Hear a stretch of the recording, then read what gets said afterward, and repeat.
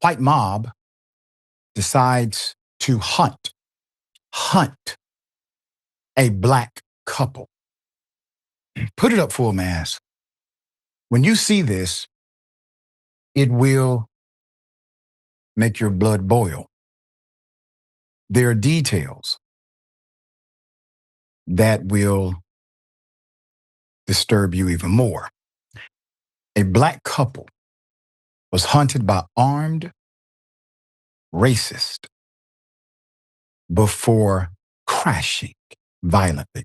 July 20th, Amylah Majors and her wife, Jamaria Gaskins, were driving in a rural area when they struck debris in the road and needed to pull over.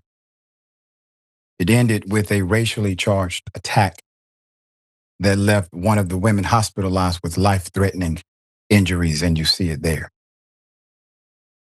Before they could even get out of their car, a man emerged from a nearby home, gave them a thumbs up gesture.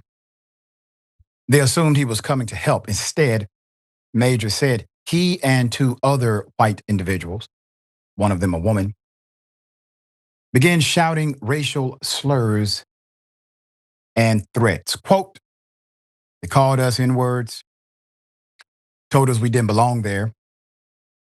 And one of them even exposed himself while screaming hate and slurs at us.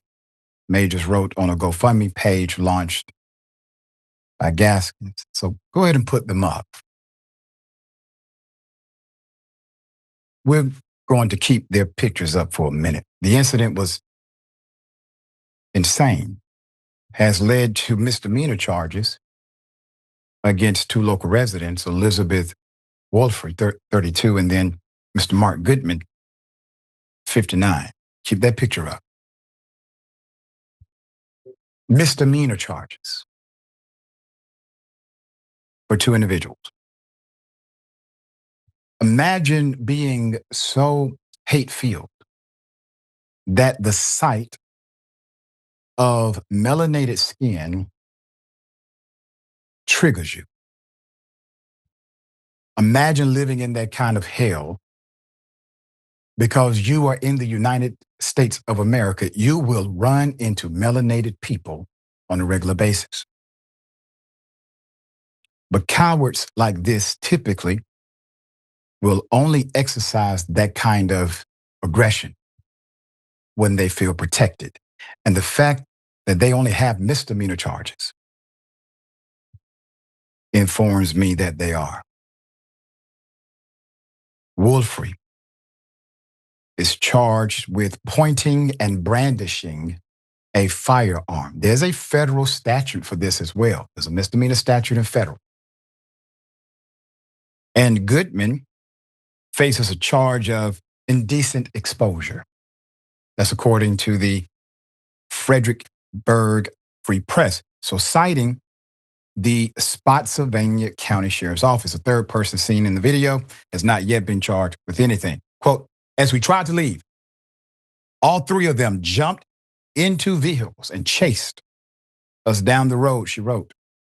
Quote, one of them rode up beside us in a four-wheeler and aimed a gun directly at my head through the driver's window. That is not menacing. What's menacing? Menacing is pulling your gun out and saying you're going to shoot someone and scaring people because you're waving it around. That's menacing.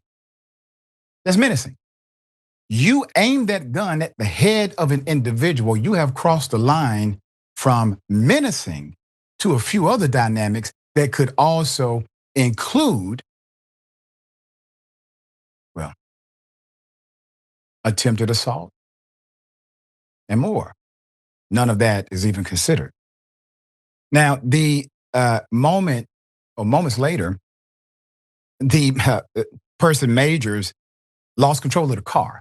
So now you're getting into absolute felony territory, okay? So now these individuals are being chased. That chase, well, that's probably chargeable significantly by itself with no injury at all. But there's a loss of control of the vehicle and the car crashed. She was ejected from the vehicle. She was ejected from the vehicle. Quote, I woke up in the hospital. That means that she was unconscious. I woke up in the hospital with a fractured spine, broken clavicle, collarbone, broke rib, severe concussion, multiple head injuries that required a staple. She wrote, quote, I am beyond grateful to be alive. Gaskins reportedly sustained minor injuries, but both women say they were assaulted, traumatized, and left permanently changed. This was not an accident. This was an attempted act of violence meant to harm and silence us, Majors added. Quote, we survived something that should have ended us.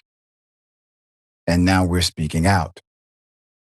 Not just for ourselves, but for everyone who's ever been targeted and forced to stay quiet.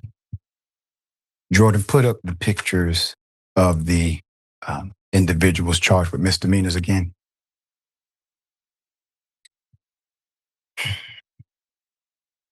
They are charged with misdemeanors, and they damn near committed vehicular homicide. Now, naturally, someone can argue that they did not mean for this to happen. They were just horseplaying, messing around. They had no intent for this woman to end up in this condition. But see, the intent doesn't matter when the aggression that is applied could have, and you should have known it could have, led to serious injury or death. Just like when you drink and drive. You may not have meant to get into an accident because you were intoxicated, but you either knew or should have known that driving intoxicated can seriously injure or kill somebody. And that is the standard of the law. That is the standard of the law. So if you chase someone and you're yelling racial slurs at them and also telling them they don't belong here and pointing a gun at their face, I think that qualifies as you either knew or should have known that possible injury or even death could have taken place, but you're charged with misdemeanor. The county NAACP, they are now involved. And the sheriff's office says additional charges, including hate crime charges, are under review. Under review. Sheriff's Major Delbert Myrick confirmed that a detective has been assigned to the case and is working closely with Commonwealth Attorney Ryan Mihafe to determine next steps. Wolfie was arraigned on Thursday, due back in court, General District Court, November 20th. Goodman's arraignment is scheduled for Monday, with the court appearance set for November 20th. Let me tell you why the fix is in. I'm going to tell you why the fix is in. It's not because they weren't charged up front with the felonies they could have easily been charged with. It's not because the sheriff says, well, that's under review. Two things. One, there's a detective assigned after the charges. There's a detective assigned after arraignment. Why is a detective assigned after arraignment? You think the detective is looking for charges against them or ways to exonerate them? Also, you have the same basic law in that state as you do anywhere else. If you are with them committing the same felony act, all of you are charged with the same thing. They decided to parse the charges. One is charged with indecent exposure, nothing else. That's going to get dropped on face value. The fix is in. The delay in the public release of information about the attack sparked criticism online, especially after the sheriff's office posted about the incident 11 days after it occurred. This is a rural area. Stuff like this is not normative. Their police force does not have some insane bureaucracy, but 11 days because they were forced to. Myrick defended the timing, citing safety concerns while Majors was still hospitalized. No, we did it for the little lady. We did it for her. Quote, I didn't want to release it because the moment I release it, the families or the suspects themselves know exactly where the victim is. He said, once we saw the video, we knew they were out. That's why we started releasing the information. That is so good of you to look out for this woman in such a way. But if those individuals pose that kind of threat to people inside of your community under your authority as law enforcement, why did you charge them with misdemeanors and nothing else? If they're that dangerous, sir, that your entire police protocol had to change in order to protect individuals who are in the hospital because you assumed that if you put that information out, the individuals who did this to them may do what, Sheriff? Kill them? Yeah, that's what you're implying. But you charge them with misdemeanors. Meanwhile, Majors and Gaskins have launched a crowdfunding campaign. We want to help to raise $125,000 medical bill, all right? They got legal fees, trauma therapy, cost of replacing their totaled vehicle. As of this week, they had $830. We will include a link to the GoFundMe in the description. I ask that you do the very best you can. All right, David, thoughts here. Well, the depravity of our fellow human beings is so astounding sometimes. I was reminded a couple of weeks ago in a story we were doing that we had a guest, an expert who came on who talked about people who are racist, bigoted, xenophobic, anti-Semitic, and he pointed out that in any population, anywhere, you're going to look at 1% to 2% of that population is predisposed to being hateful, violent, racist, psychopathic, whatever you want to call it.